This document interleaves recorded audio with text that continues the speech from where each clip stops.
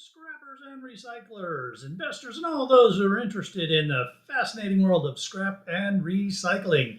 It is great to be with you. This is Shark Scrapper Live, where every Sunday we spend some time talking about what's going on in the precious metals market, industrial metals, safety around our hobby, and just things that influence what's going on with our hobby. It is great to be here on the 20th of April, 2025.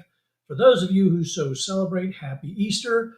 And I don't know how you pronounce this one, but the pagan holiday is I guess pronounced the same, Easter, Eoster.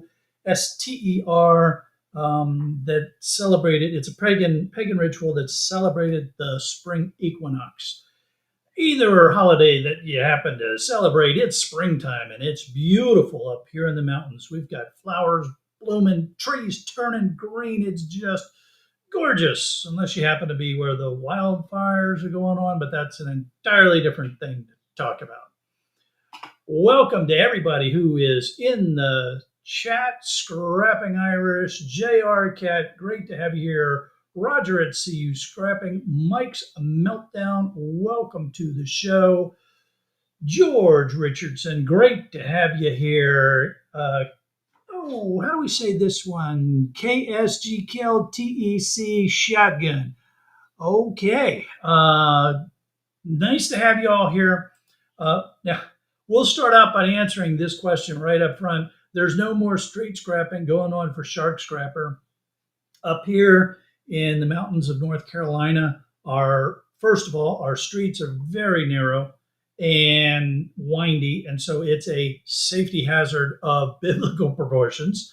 But the other big thing is that up here they don't do bulk trash days the way they used to, or still do it down in Florida where I used to be. So there's literally no opportunity that on a weekly or every other week basis where people would put bulk trash out. So there's no more street scrapping. And I have, as part of my strategy, changed what I'm doing to focus on electronic scrap. So the only time I have opportunity to pick up larger kind of things is if a company brings me in to pick up their electronic scrap, and they also happen to have a bunch of other stuff. So it's exactly what's going on with a business that I'm helping. They're going out of business. I've picked up 3 loads of computers and various electronic things from them. But the recent 4th load was all scrap metal, pipe and tubing and things like that from their metal shop. So no more street scrapping here with the Shark Scrapper channel, I'm afraid. But that doesn't mean that we won't have some other interesting scrap going on. Let's see, who else has joined the show here? Urban Prospector, great to have you here. And George Rich. Did I say hello, George, already? I don't remember. Anyway, hello, George. Well, we've got a real fun show planned today, and we're going to get right into it with our precious metal for today, and that is going to be gold. We love talking about gold. It's so much fun. Let's see, where's gold is at 3,343.6 US dollars per ounce.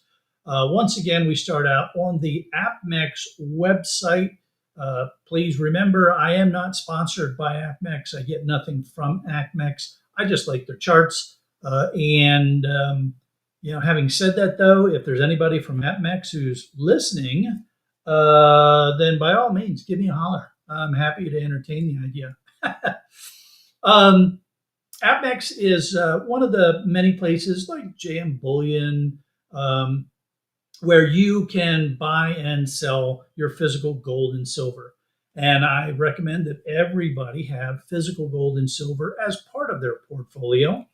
And the reason I recommend physical gold and silver is because it gives you a lot of flexibility. First of all, it's in your hands. So it's not like a paper certificate where you try to redeem it and you hope the gold is there and you hope they give you your money and those kind of things. Or even there are places that will, quote unquote, put your physical gold in storage somewhere. But again, if you don't hold it, if you don't, if it's not in your hands, then it's not yours. With physical gold and silver, you can go down to your local pawn shop, coin dealer. You can sell it back to APMEX or JM Bullion or any of those places. So I always recommend, one, have some gold and silver in your portfolio, and two, have physical gold and silver that's in your hands.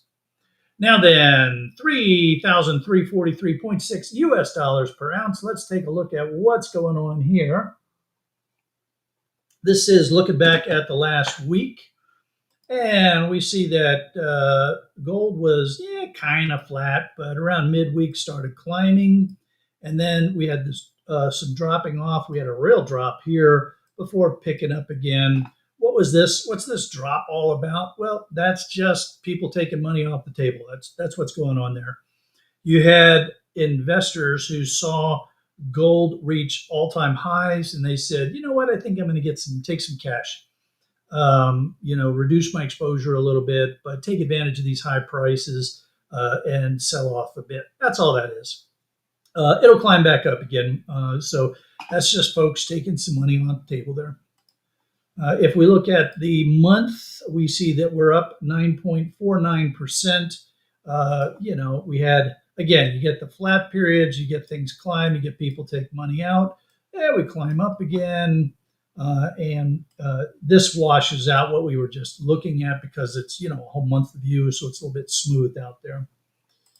If we look at the 3-month chart, we can see that we're up 26.6%. With the same ups and downs that went on as the prices just generally made a nice climb. This would have been a good place to buy if you were so inclined and you were willing to take the risk that the prices would continue to go up. All right, we're just going to pop right over to the year. So this is looking back 365 days, and we can see that for the most part, we've had a nice climb for silver here, gold, but we've had a lot of ups and downs throughout the year. This latter part here, when you look at the 1 year, a whole year, these recent spikes really stand out to us. That really bodes well for us in our world of recycling.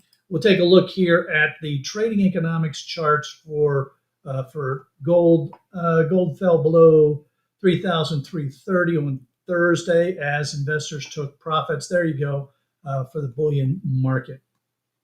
Let's see. They talk about the safe haven demands that being driven by U.S.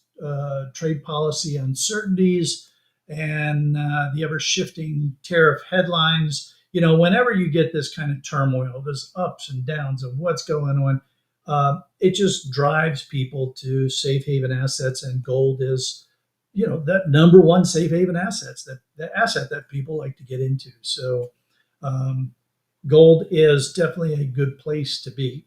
Let's see, let's go take a look at the candlestick charts here, and let's zoom in. And here you can see people took profits, and now it's climbing back up again. So you can see what happens here. It gets up to a certain level, and then folks take some profits, and then it climbs back up again, and then people take some profits, and then it climbs back up again, and people take some profits. And so we're climbing back up again here. This is the way this market's going to play for a while. The investor sentiment is long-term is, for even higher prices. So you can see here that they're looking forward to 3,509 in the year ahead. And that's this part of the chart right here that you look at, this gray bar that shows you what they think is going to happen in the future. Now, while I was researching gold, I found a very interesting site. Excuse me. I just want to show this to you all. If you want to take a moment to, let's see, I think you can see right there. You can see the link if you want to go ahead and write that down. I'll let it stay here for a minute before I move this, but I cannot vouch for the data that's behind this site. I just found it. I haven't had a chance to look into it in any great detail, but there is something that is really kind of interesting about this site, and that is that um, they will look at the forecast for, in this case, gold, um, and they'll break it out by month moving forward. So 25, 26, 27, 28, 29. And you can see what they expect will be, what months will be high, and how it's going to grow. Now, like I said, I just literally found this site, so I haven't had a chance to do any research on it to know how accurate they are, what goes into their math. I might play around with uh, documenting some of these forecasts and then verifying how close they come, which could be a really interesting exercise. We used to say in the meteorology field where I worked for a long time, and it's very easy to forecast. You can forecast anything.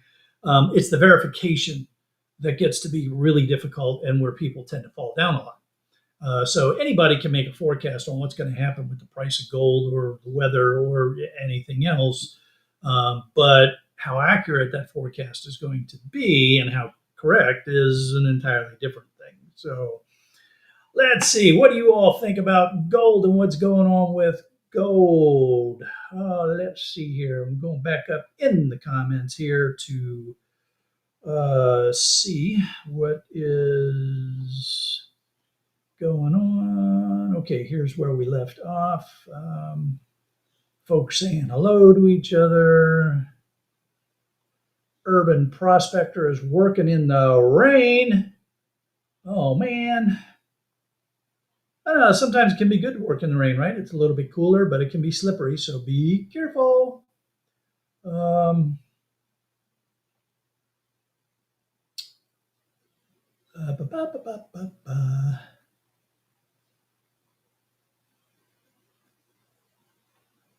And there's somebody wants me to do it by the gram. By the gram? Come on. I don't know. Maybe I might actually play around with some refining here in the as part of the future for Shark Scrapper. So yeah, maybe I'll start doing metric conversions for everybody. Let's see, what else do we have going on here? I'm looking for. Let's see, Ed Weber, Matthew, welcome, welcome. Patrick Williams, welcome. Sixth Street Garage, welcome. Great to have you all here. I'm looking for. Let's see. Oh, here's Simon Kelpmaster joined us. Great to have you here. Looking for gold comments and.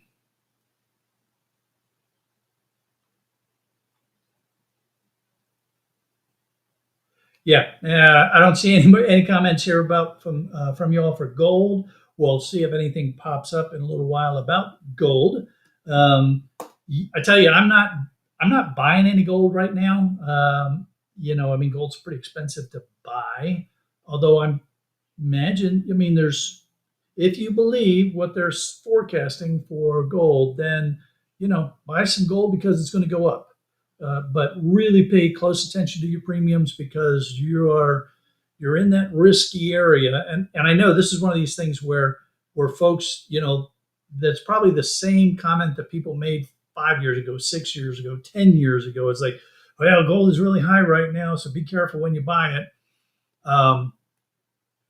If you can afford to hold it for a long time, then by all means, go ahead and buy the gold at this price, and then hold on to it and let it climb. Because if that one website we were looking at is at all accurate, they're looking at $5,000, $6,000 an ounce for gold. So why not? Why not? Okay, it is time now for our safety discussion. And I know that this safety topic is going to create some, let's just say, interesting comments. I am on the DeWalt website just because it gives us an opportunity to look at grinders. And the topic for today is grinders. And it's grinder safety is one of those things that a lot of people uh, will talk about. Sometimes they'll even joke about it. But grinder safety is very, very important in our recycling, our scrap and recycling world. A lot of us use our grinders as cutoff tools. Less about grinding, more about cutting. But all of the same safety protocols are the same. First of all, PPE. Eye protection is an absolute must. Um, you would be better off with a full face shield than you would safety goggles, but they're at a minimum, you want to wear safety goggles. Uh, I would recommend that you have the kind of safety goggles that wrap around your eye or have side shields so that you are also protected from debris that might fly underneath or around those lenses and the dust. Gloves are a very good safety tool to have on, hearing protection, and a dust mask. Now, all of that PPE is common sense, but how many times do we see our scrapping friends not wearing proper PPE? So I know a lot of our scrapping friends like to joke about it, but it really is no joking matter when that grinder, when that cutting wheel breaks, or it grabs your clothing, which is another thing that you want to think about. No loose clothing, right? So your t-shirt hanging out over your belt, or if it's a colder day and you've got a jacket on or something like that, and you don't have it zipped up, then it can grab that and wind it up into the tool. And depending upon the type of clothing you're wearing, it could then get your body and cut you. So no loose clothing. The other one, and this is the big one that so many people just they take off the guard. Uh, you know, this guard is a very, very important safety feature. You can see the guard in this picture. The idea is that you position the guard between your body and the disc. The idea being that when the disc breaks, shatters, flies off, or if it takes a chunk of whatever you're cutting or grinding, the guard will prevent it from flying in your direction and it'll spin out away from your body. Um, we see people in the scrapping community that take the guards off all the time, and they joke about it, And hey, many of these people are our friends. They might even be in the chat later on or come up in Scrapping Irish's channel, and they'll joke about it and they'll laugh about it and those kind of things. But they risk serious injury. And in some cases, they've had serious injury or very close calls from their grinders. So please, please, please put the safety guard on your device. Modern grinders have the ability to rotate that guard so that you can position it based on the way that you are going to hold your grinder, which is one of the complaints that people make when they say, well, the grinder gets in my way. I can't get the cut or the grind in the way I need to. Well, modern grinders allow you to rotate that shield so that you can position it better for the approach that you need to make. I actually saw one comment, and I don't know if this was intended as a joke or if there were really people that think this way, but the comment was, well, I want to use the entire disc. I don't want to just wear out one side of the disc. And I'm thinking to myself, okay, if you're serious about that comment, you're too stupid to be using power tools. but it may have just been intended as a fun joke. So yeah, let's let's just take that one with a grain of salt. But there are other comments that people make for why they take off their grinders where they're being serious. It gets in the way, it makes it too hard to work with, those kind of things. I also found something interesting when I was researching this. Um, in some places, it's illegal to operate a grinder without a safety guard.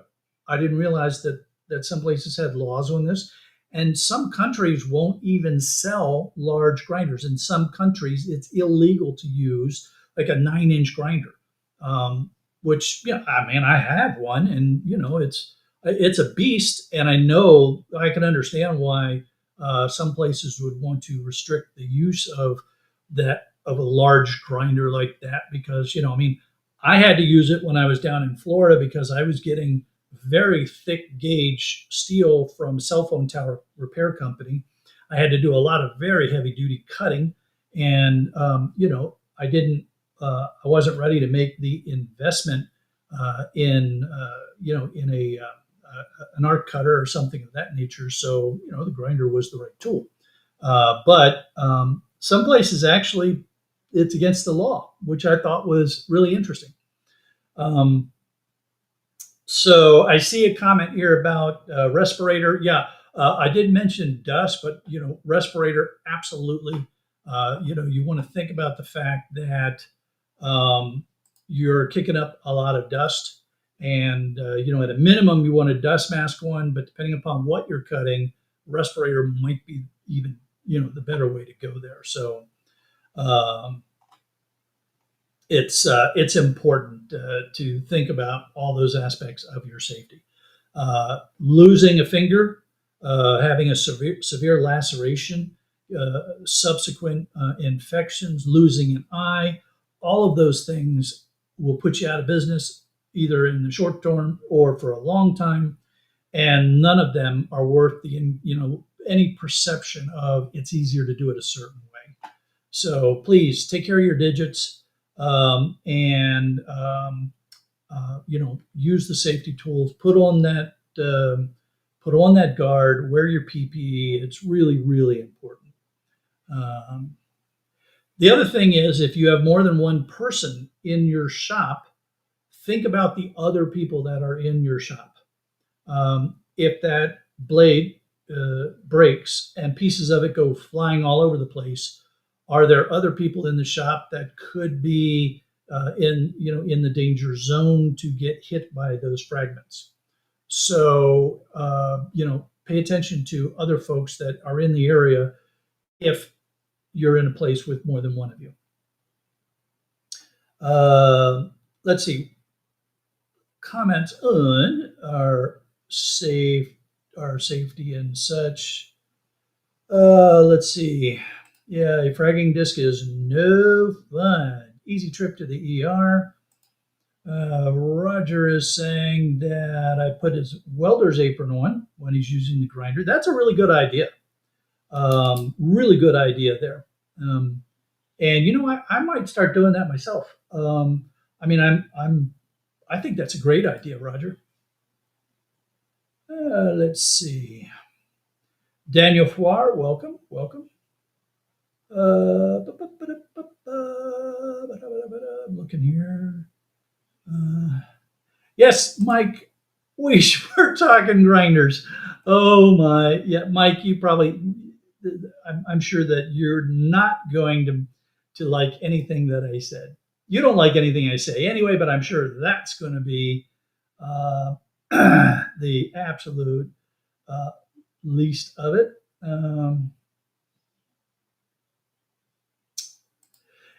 I tell you, man, when I was using that 9-inch grinder, it was major safety considerations. We're talking the steel-toed shoes, all of the proper PPE, clearing out the work area, thinking through, what's going to happen as I cut through the I-beam, those kind of things. So it's a beast. I tell you what, it's a beast, and just the weight and the the counter force when you're going through something is it's a tremendous workout.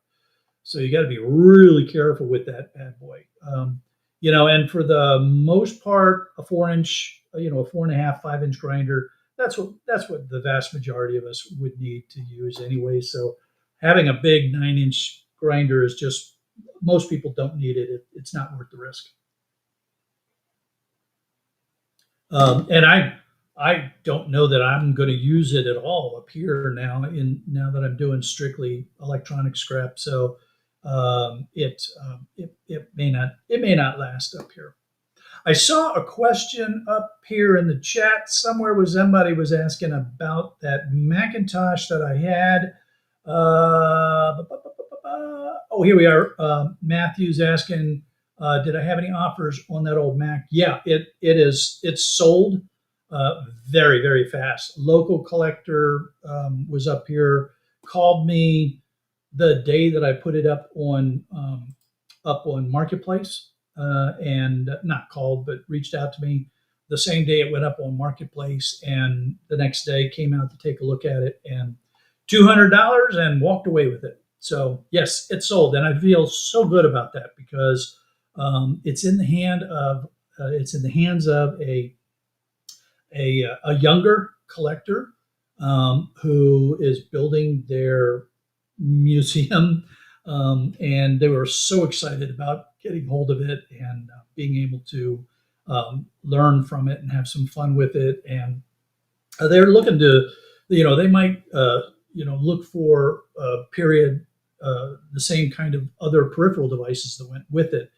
to build out the device. So that was really good. I feel bad because I know there were a couple of you that did offer, even offered more money and offered to pay shipping. But this guy got hold of me right away, and I was obligated to honor my promise to say, yeah, come on, take a look at it, because he got to me first. It wouldn't have been right for me to say, oh no, sorry, I'm going to sell it to somebody else because they offered more money.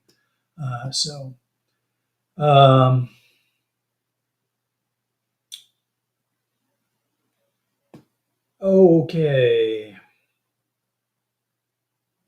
Loafer's in the house. Great to have you here, Loafer. And no, we're not going to go down that road, Loafer. Sorry. Oh, man. Yeah. Okay, let's get on with our industrial metal for today.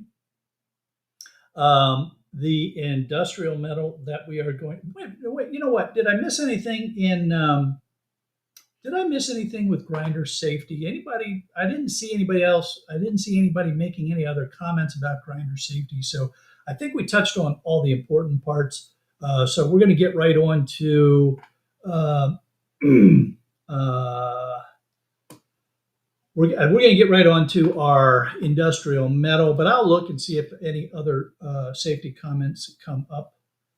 Dean, welcome. Great to have you here. New name. I don't believe I've seen you before. So our industrial metal for today is copper. And, interesting. Funny how I've been researching fume hoods and extractors as I start strategizing about gold recovery and refining, and I see all these advertisements popping up for fume hoods. Oh man, that is funny. Okay, so copper. It's one of the things that strikes me right away when I look at the Trading Economics copper summary statement, and it's so short and offers no real meaningful discussion. It's just talking about what happened. That suggests to me that the folks at Trading Economics have pretty much just thrown up their hands and said, "We don't know there's too much going on. We have no idea what's driving these prices. We have That, I just think it's funny, and that could be a completely wrong interpretation on my part. But normally, they provide several sentences of discussion about what's going on and what to look forward to, and yeah, nothing. All right, so here is 1 year of trading. Each candlestick, when we go there, will represent a day. But we can see that the high for copper for the last year was 522 ish back in March. The trade tariff discussions killed it, drove it down to a little over 4.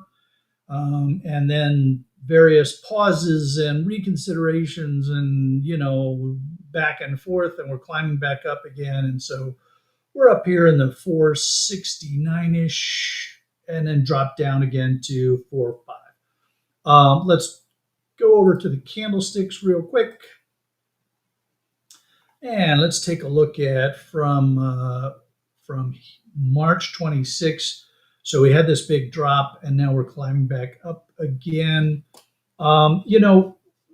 What's happening is you've got the industrial companies that use copper for making cables and machinery and electronics and all the things that copper gets used for.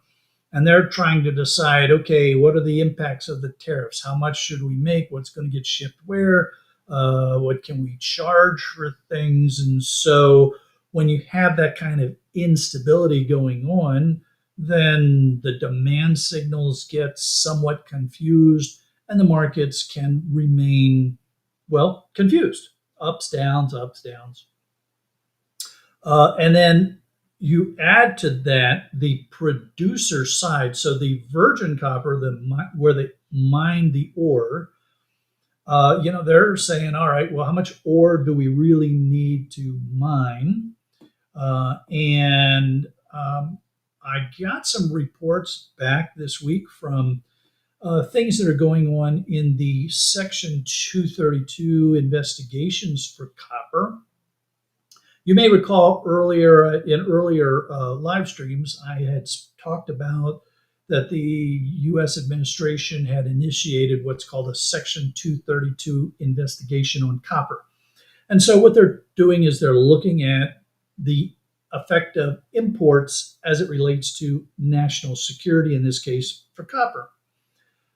It appears that most of the concern or the interest in those discussions is revolving around, can the U.S. be self-sufficient with copper?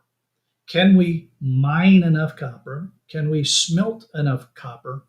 Can we produce enough secondary copper, which is copper made from scrap materials, to take care of our own demands? And that's a very interesting discussion. Don't know how that's going to play out just yet. It certainly looks like the U.S. could be self-sufficient in copper with our existing capabilities, or maybe adding to our existing smelting and secondary capabilities. But the jury is still out on that one, if you will. The investigation is still going on. I don't know what the deadline is for the report out. But we'll certainly keep an eye out on it, and we'll watch the news for the results of that Section 232 investigation into copper, and therefore what the impacts might be and how that could relate to us in the recycling market. Certainly, if there is a push to make the U.S. independent or self-sufficient in copper, then that could mean more secondary copper plants, processing facilities, which could drive up the prices for scrap copper. But keep in mind, there has to be a market for that scrap copper. So it's not enough to just make more secondary copper or primary copper.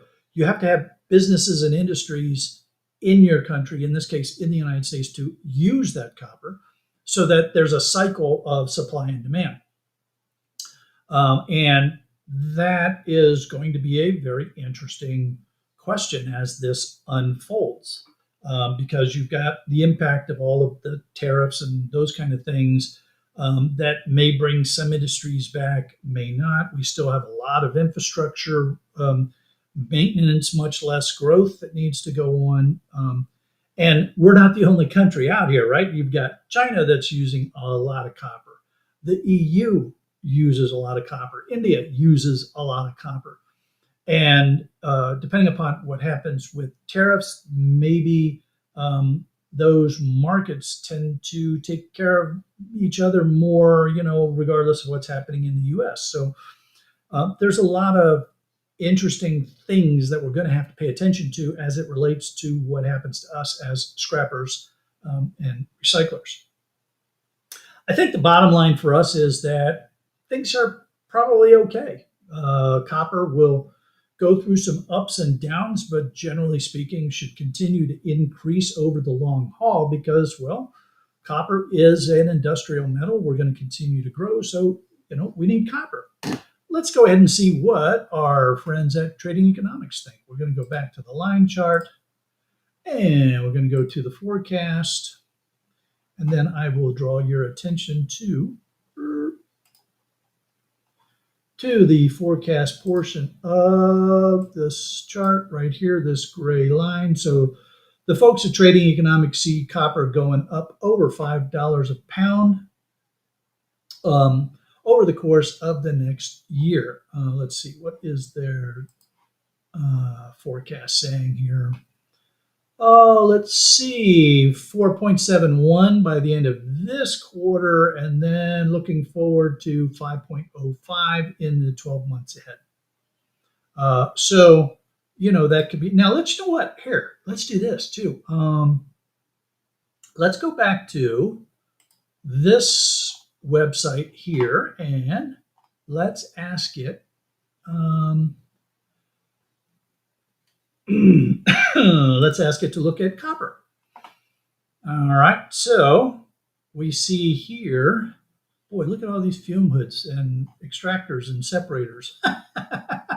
Anyway, we see here that this website here, longforecast.com, is saying that copper, let's see, in 2025, we got 526, 20, 640. So they're saying that in 2025, copper will peak out at $6.45 in September. And in 2026, it'll go over $6. In 2027, it'll go over $7. In 2028, it'll go over $8. So again, I have no way to know if these folks are accurate or not. It could be an interesting Geek Shark exercise to track the performance of this site. I'll give some thought to that. But I think the important thing for us as scrappers and recyclers is that we should have good confidence that copper will continue to go up. Now, there may be some ups and downs along the way. Hey, we're scrappers. We're used to the ups and downs of the market. If you can afford to store some copper, maybe go back to our old mantra of keep 10% behind and sell the rest for your cash flow needs. So, keep your number one copper or your bare bright, keep some of that behind, and then sell your number two and your number three insulated copper wires and those kind of things for your cash flow demands, and look for these increases in prices. If you believe that other website, longforecast.com, you'd be holding onto your copper forever because the prices are going to keep going up. And if you hold your copper forever, then is it really any value to you? It's difficult to put a value on something that you haven't sold yet, right? It's like, do you lose money with your stocks? Well, only if you sell them for much less than what you bought them at. Do you lose money with your home? Well, only if you sell it for a lot less than what you paid for it. The same is true with gold, with copper, with anything that you're holding like that. So do you hold on to it and sell it at some point in the future? Yeah, you know what? Hang on to some of it just in case, right? That's the way I approach this. I keep about 10% behind, and I sell as I need to. But I have a small business, so I have costs that I have to pay every month. I need cash flow to pay the rent, to pay insurance, to those kind of things. So if you're a hobby scrapper, you don't have those costs necessarily. So you can just hang on to it and see what happens. What's going on with copper in your world and your markets? Let's see. Let's go back up. Plain scrap. Oh, yes, you did. Yes, we did. So you'll have to watch it on the replay. But the safety topic was grinder safety. So, and I'm not talking about the website. I'm talking about the tool that we use. Merchant Metals is in the house. Welcome. Great to have you here.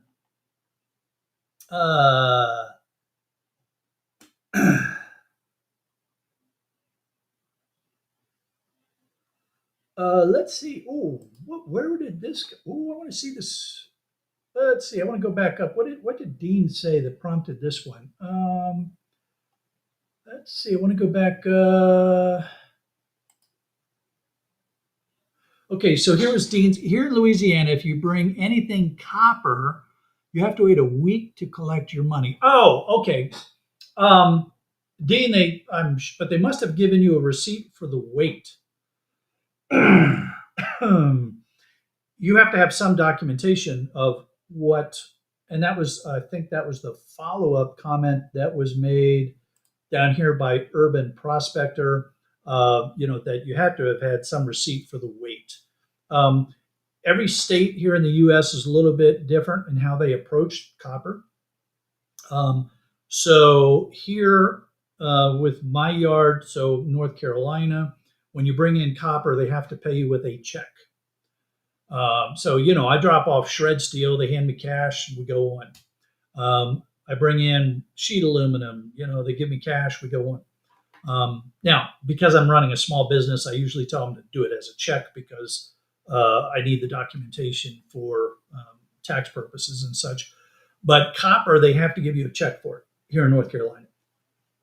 So every state is a little bit different in how they handle scrapping and bringing copper in. So you just want to check your local and state ordinances on why they're doing that. Now, there's also the scrap yards themselves can do these kind of things. They can. The scrap yards have to follow as a minimum what the law requires. So it might be a local ordinance, it might be a county, it might be a state ordinance, right? So they have to follow those laws at a minimum. But there's nothing that says that your local scrapyard can't also impose more strict oversights if they want to, as a way to protect themselves from theft as well. And that's the whole thing that's going on with copper is, there's so much theft associated with copper that there's a lot of ordinances that get put in place to try to deter criminals. Now, the reality is criminals are still going to steal things. Those laws only affect law-abiding citizens. Criminals will continue to try to find some way around it. And so that gets it. I understand why, lawmakers put the laws in place to try to protect us. And yeah, it probably slows down the would-be criminal. The dedicated criminals, they're going to keep figuring out ways to get around it. So it's very frustrating. Very, very frustrating indeed.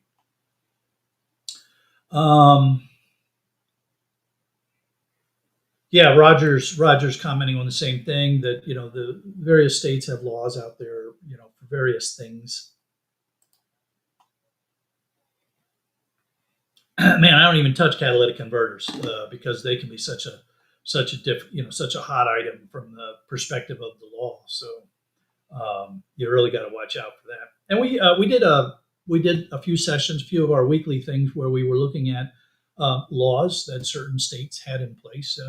I'm always happy to dive in and take another look at those too. So Uh, let's see. Plain Scrapper is saying that where he's at, if you have over $100 in copper, they mail you the check. Otherwise, they cut you one then and there. Oh, okay. So you're getting a check from the yard. I got you. Okay. So yeah, copper is one of those things that there's lots of laws that affect scrap yards and what they can and cannot do. And it's funny because I had when I was in Florida, I had some folks that came to sell me stuff, and I told them I couldn't buy it, and they were just scratching their head, going, "What do you mean?" I'm like, well, I'm not going to buy it. And they would, then they would say, well, such and such a yard will buy it. One, I knew they wouldn't, but two, I also knew what would happen if they took it there. So I'd say, go ahead, go sell it there. It's cool. No harm, no foul.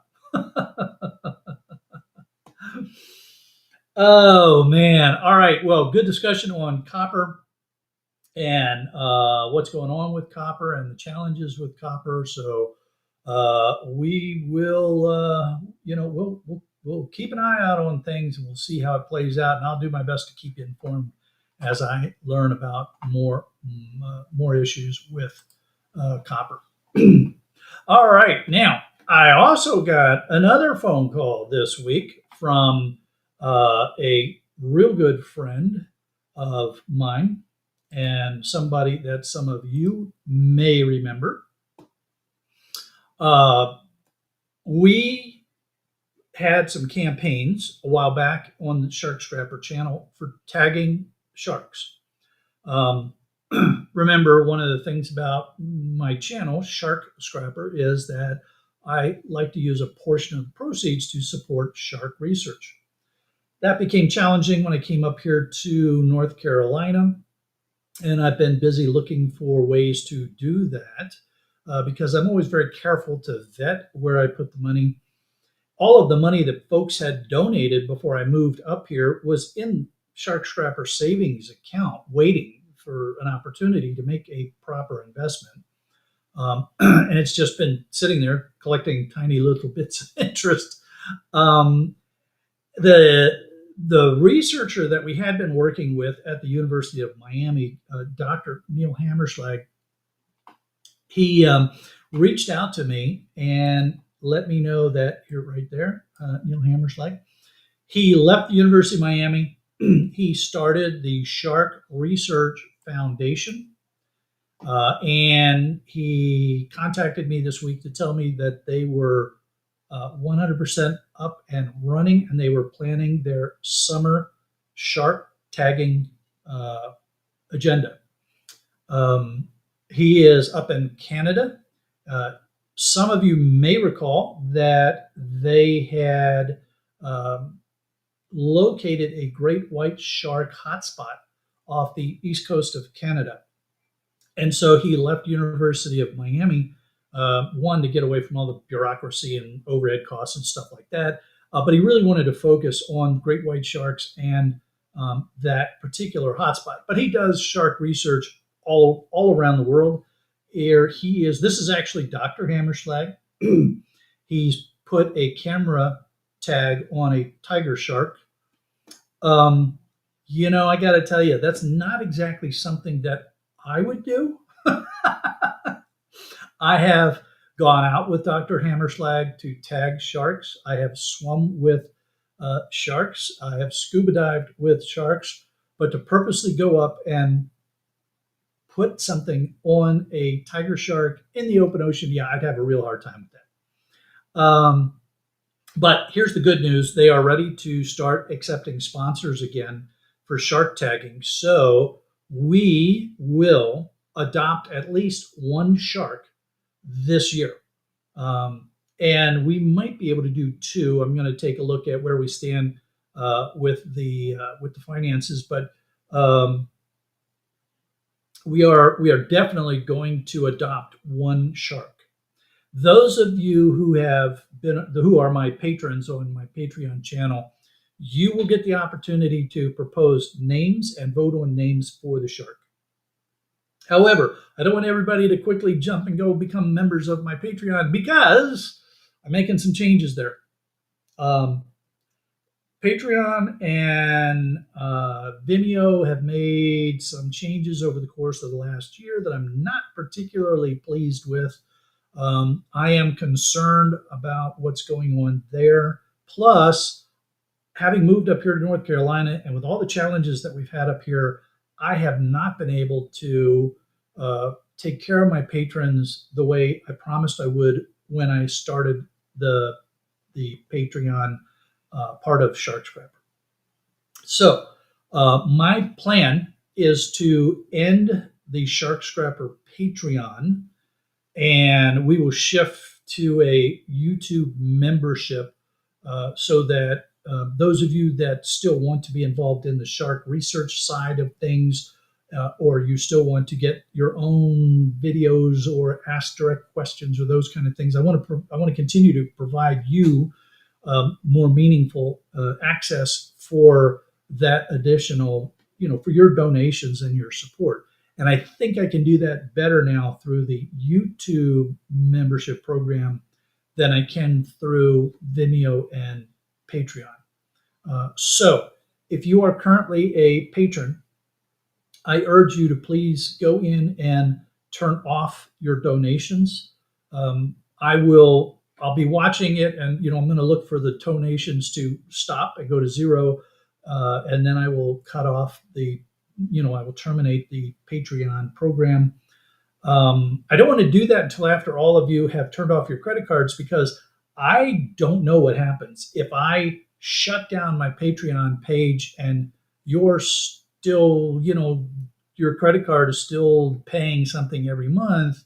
I don't want you, to be doing nothing for that money, getting nothing. Well, you've kind of been getting nothing anyway here for a little while. So, but I want to make sure that we're straight up with this. So for all my patrons, I appreciate your patience and your understanding as we've been dealing with this. But please go into your credit card, stop your payment to my Patreon page, and I will make some announcements when we make the shift over to the YouTube memberships instead.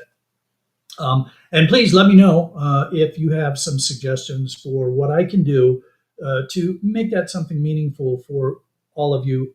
You know how to get a hold of me, sharkscrapper@gmail.com, and we'll see where we go with that. But also know that the monies that you have donated to date have been safely put away, and we will use them to adopt at least one shark here in 2025, probably two. We're going to see how we can put that together. All right. Our next discussion here has nothing to do with sharks at all. You may recall that in another live stream, and we talked about this new fee that the U.S. administration was looking at putting on ships coming into U.S. ports. So there have been some recent changes. It was proposed that it was going to be something like, if it was a shipping company that operated with Chinese vessels, it would be $1 million per port call. If it was Chinese ships, or was it Chinese ships were $1 million and the operating companies was 1.5 million. In any event, the administration has made some modifications that were recently announced. And boy, howdy, this gets really complicated. The plan is still to put a fee on the Chinese shipping companies or the Chinese shipping operators. So, the shipping operations that have ships that were built in China. But they're doing this in some other modified ways. And I've got a lot of notes here because this gets really complicated.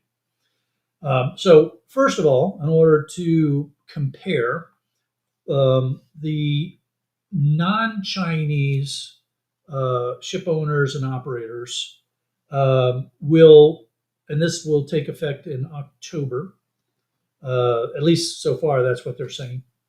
They'll pay $18 per net ton increasing to $33 per net ton by April.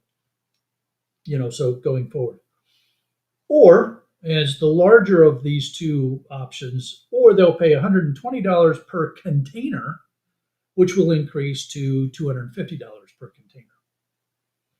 Um, Net ton is, it's the, as they unload the ship, right? They're not charging you for the tonnage of the ship; they're charging you for the tonnage of the material that's landing. And then if they are non-U.S. built ships that are carrying vehicles, they'll be charged $150 per vehicle. There's also a fee. There's also some fees for like LNG carriers and other types of things.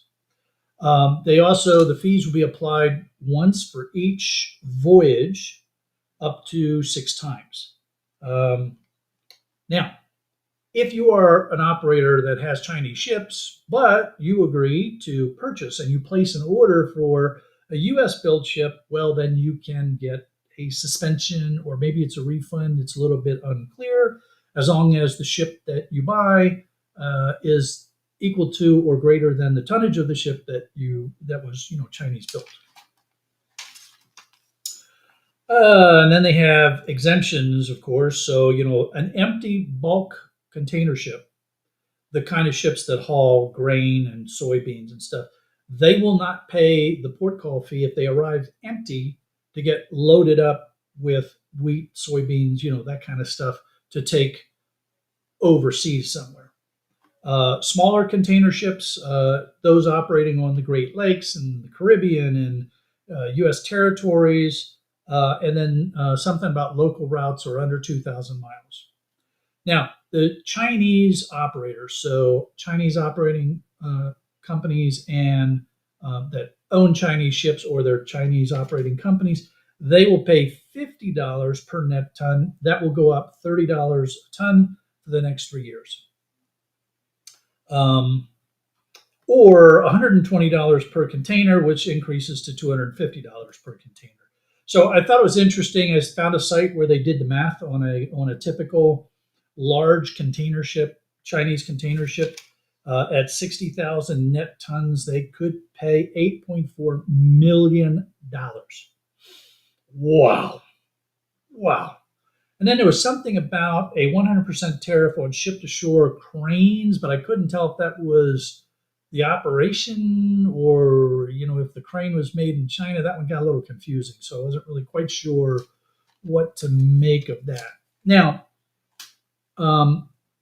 earlier and during the week when I was looking at this, I believe it was Roger that asked the question, well, what are they, what is this compared to? What have they normally paid? And so I was trying to find, what goes on now. And boy, howdy, it's confusing. And I had some folks that commented saying, why do we even charge? Why does anybody charge these fees? What if everybody in the world agreed there would be no tariffs, no fees? Well, so the port fees are the way that port operators pay for the operations of the ports. And that's why it's been very difficult to try to figure out what a shipping company was paying, in the past, 2024, 23, for instance, so because you have to go in and you have to look at each port. Each port had various fee structures, and those things were amazingly complicated. I was looking at the Port of Houston, 94 pages of documentation on fees with definitions and explanations. And I mean, we're talking security fees, docking fees, transit fees, turn basin fees. Turn basin, by the way, that's, in a port, there's a basin where the tugs can spin the ship around so that it can go forward, back out to sea. So it can come in from the sea, pointing at the pier, and then when they're done loading, they can pull it away from the pier, turn it in the turn basin, and then it can go back out. Crane fees, electrical fees, cleanup fees, customs fees. This I thought, well, this was interesting. If the customs people come in and they have to open up containers, there's a fee for each container that they're opening. Fuel surcharges, loading and unloading fees. If the containers are sitting there for over a certain amount of time, there's fees for that. I mean, it's just amazing how complex this is. Pilotage fees, the pilots that get the ships in and out safe. So, whereas if I've understood this correctly, and I'm going to be the first one to admit that I am no expert in this by any stretch. So, if you all know any shipping companies or the legal firms that support shipping companies, I'd love to get a connection there. But in the past, the shipping companies would have to calculate all these fees based on the ports that they were coming to and the services that were used. And actually, I get it. It makes sense. It's like the ship is paying for the services that the ship requires. It's a way that the ports were able to cover their operating costs. So these fees that the U.S. administration is putting on are going to, I guess, be in addition to all of these other fees that the ports are charging. So you have all the fees that we were paying anyway, that the shipping companies had to pay anyway. That of course got put on us because they would just divide it up by whatever the shipping costs all get divvied up amongst all the goods, and that's just one of the things that goes into the price that you and I pay for something at the other end. Um, and then these fees would be over and above, based on what I've read so far. So what's going to happen. They tack on whatever the fee turns out to be. $120 per container. Well, that $120 will get divvied up amongst all the stuff that's in that container and charged to us. As scrappers and recyclers, it's probably not going to be a big deal for us because our stuff all pretty much stays here within the U.S. or it's getting exported. And so if there's retaliatory fees, then that could impact our stuff. But I suspect that for us as scrappers and recyclers, we probably won't see much impact on our stuff because it's all going to most of it probably gets handled here in the U.S. anyway. Especially as we move forward. But as consumers, that's where we're going to be seeing this kind of stuff moving forward. So anyway, we had some action on that. There was some changes to it, and I wanted to share that with all of you. It is time for us to head on over to Ireland, and as to the best of my knowledge, there's no export or import fees on electrons that go across the Atlantic Ocean to Ireland. So it's not going to cost you anything to just stay here. And if you have autoplay enabled, you will be automatically redirected across the pond to Ireland, where we are going to join Scrapping Irish and all our friends over there. No telling who's going to come up on the panel, where the discussions could lead us, or how this could play out. So you're just going to have to come join us to find out yourself. I look forward to seeing you over with Scrapping Irish. And if not, have a safe week, and we'll see you on the next.